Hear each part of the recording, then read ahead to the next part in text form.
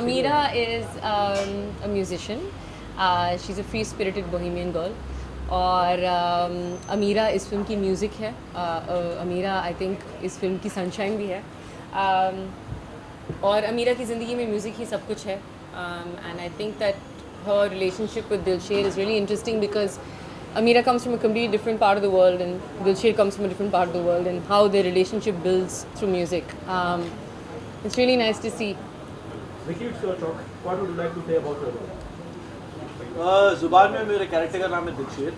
पंजाब के गुरदासपुर गांव से बिलोंग करता है. कुछ बड़े सपने हैं, उन सपनों को पूरा करने निकला, एक बड़े शहर आया. कैसे इन सपनों को पूरा करने की दौड़ में वो खुद को पहचानता है, खुद की सच्चाई से रियलाइज़ होता है, वाकिफ़ होता है. ये पूरी कहानी है. बट इसमें एक बहुत खूबसूरत चीज़ ये है कि ये लड़का म्यूज़िक से डरता है, म्यूज़िक से दूर भाग रहा है. तो कैसे एक इंसान अपने डर को फेस करते हुए अपनी सच्चाई को जानता है, ये पूरी कहानी है. अब देखिए, मसान के बाद जुबान कैसे मिली ये फिल्म, क्या कहानी थी? मुझे ज़ुबान मसान से पहले मिल गई थी. Zubaan was the first film I signed as a lead, and मैंने तकरीबन 60 to 70% ऑफ ज़ुबान मैंने शूट कर ली थी. फिर हमें विंटर्स का वेट करना था, तो उस बीच मसान शूट की, एंड फिर मैंने ज़ुबान ख़त्म की थी. तो बहुत ब्लेस्ड फील करता हूँ कि ऐसे दो किरदार, ऐसे दो चैलेंजिंग रोल्स और फिल्म मेरे नसीब में आए हैं so early on in my acting career. तो बहुत अच्छा लगता है कि डायरेक्टर्स आप पे भरोसा रख रहे हैं, क्योंकि आपकी भी ग्रोथ होती है एज एन एक्टर. तो कुछ सीखने को मिला दोनों फिल्मों से और बहुत मज़ा आया. सारा हर फिल्म के लिए कोई ना कोई होमवर्क करना पड़ता है, ज़्यादातर स्टार्स मेहनत करते हैं. आपने क्या तैयारियाँ की थी इसमें? इस फिल्म के लिए मैंने एक म्यूज़िक कोर्स किया है, प्रो वोकल कोर्स, जो वोकलिस्ट की कोर्स जो रहता है. मैंने ट्रू स्कूल ऑफ म्यूज़िक में ये कोर्स किया, जो एक्चुअली आशु फाटक जो हमारे म्यूज़िक डायरेक्टर, म्यूज़िक कंपोज़र है, वो खुद ये स्कूल रन करते हैं. And it's an amazing institution. So I did that. I also did about 2 months of choreography training with Uma and Geti. And then lots of workshops with Vicky, with Moses, with Mukesh Chavda. Yeah, that was the preparation.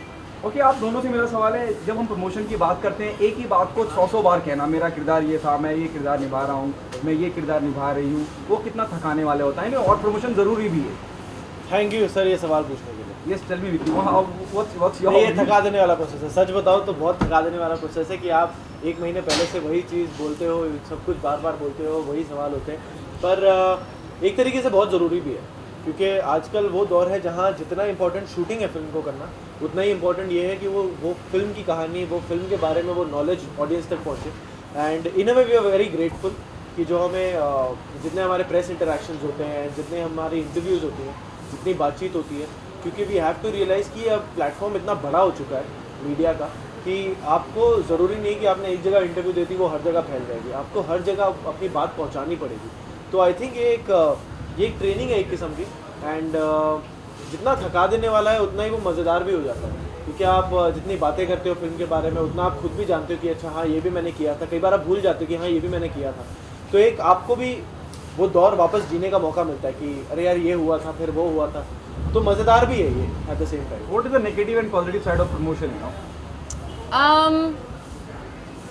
Well, the positive side being that everybody hears about the film, and if they have any questions about what it's about and things like that, and especially for films that people, let's say, consider to be smaller films, it's really helpful because it helps you reach so much of a wider audience.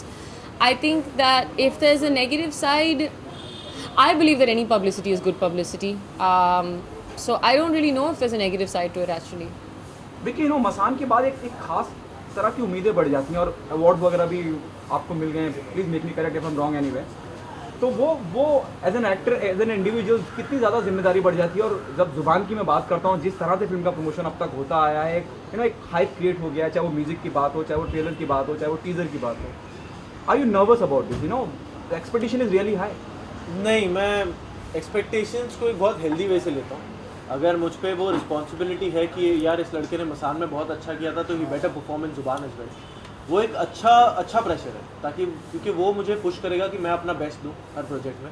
तो वो एक तरीके से motivate करता है. And दूसरी बात जहाँ तक कि ये है कि मैं उस फियर में जीऊँ, उस प्रेशर के या उस एक्सपेक्टेशन के, वो मैं नहीं करता, क्योंकि मैं अपनी सच्चाई जानता हूँ कि मैंने शुरुआत की है. ये बच्चा गलतियाँ भी करेगा, ये बच्चा करते हुए सीखेगा। तो मैं फेलियर से नहीं डरता, मैं गलतियाँ करने से नहीं डरता। तो गलतियाँ होंगी तो मैं गिरूँगा, फिर उठूँगा, फिर चलूँगा। तो लाइफ है, चलती रहेगी। तो आप खड़े होगे, आप गिरोगे, चलोगे। तो वो एक्सपेक्टेशंस को आप सराखों पे रखिए, उनसे आप खुद ग्रो होइए, क्योंकि आपको कहीं ना कहीं ये फोर्स करेगा कि खुद के बाउंड्रीज पुश करके अपना बेस्ट निकालने का। तो I think I am thankful to that, and वो अच्छा है कि वो एक्सपेक्टेशंस हो।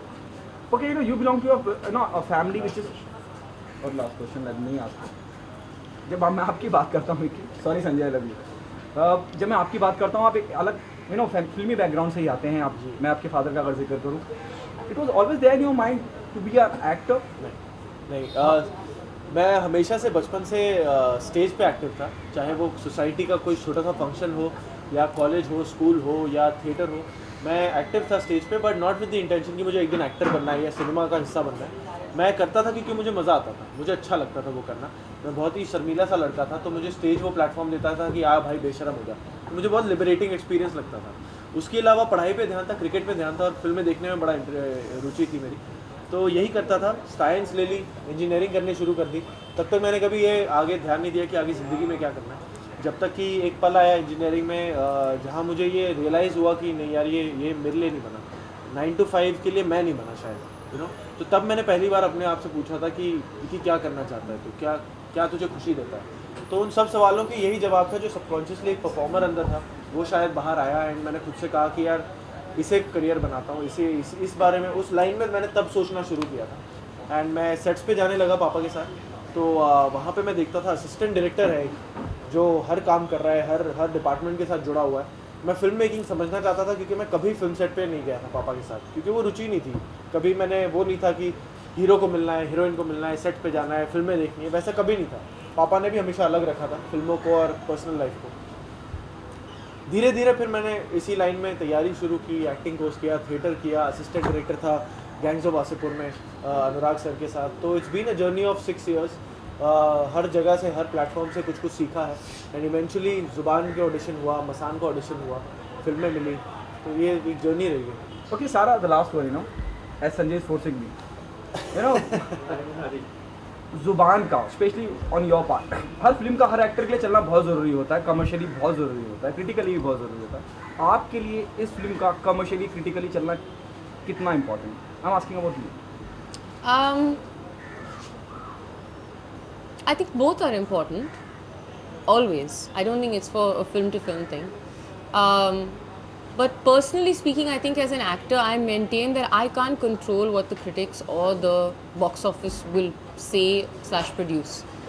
So I don't think I put that pressure on myself of saying this is important, that's important. What's important to me is to be present when I perform. After that, I can't control anything. So I don't really give it that much importance. Okay, what message do you want to give to the audience? Why they come and be a part of Zuban whenever it's getting released?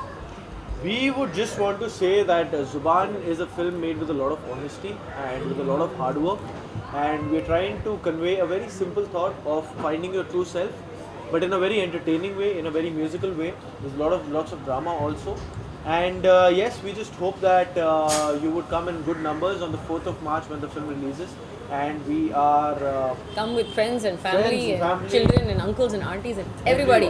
everyone, and looking forward to seeing you in the theatre halls. Thank you. Thank you so much. Thanks, Thank you. guys. Thanks, buddy. आनंद, हाँ,